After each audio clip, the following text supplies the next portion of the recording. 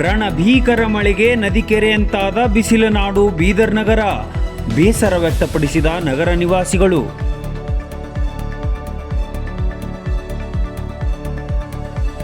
ಮಳೆರಾಯನ ರೌದ್ರ ನರ್ತನ, ಕೆಸರು ಗದ್ದೆಯಂತಾದ ಆಟದ ಮೈದಾನ.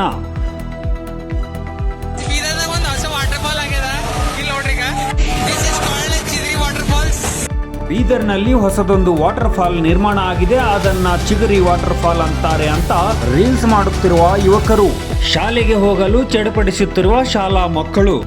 ಇನ್ನು ಇದು ಬೀದರ್ ನಗರದ ಕತೆ ಅಷ್ಟೇ ಅಲ್ಲ ಕಣ್ರಿ, ಉತ್ತರ ಭಾರತದಲ್ಲೂ ಕೂಡ ಮಳೆರಾಯ ಎಂದು ಕಂಡು ಕೇಳರಿಯದ ರೀತಿಯಲ್ಲಿ ದಾಳಿ ನಡೆಸುತ್ತಿದ್ದಾನೆ.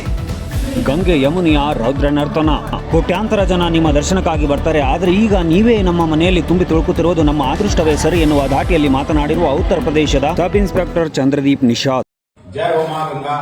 ಅಂದಹಾಗೆ ಈ ಭಯಾನಕ ಪ್ರವಾಹ ಪರಿಸ್ಥಿತಿ ಎದುರಾಗುವ ಮುನ್ನ ಈ ಸಬ್ ಇನ್ಸ್ಪೆಕ್ಟರ್ ಮನೆ ಕಂಡದ್ದು ಹೀಗೆ.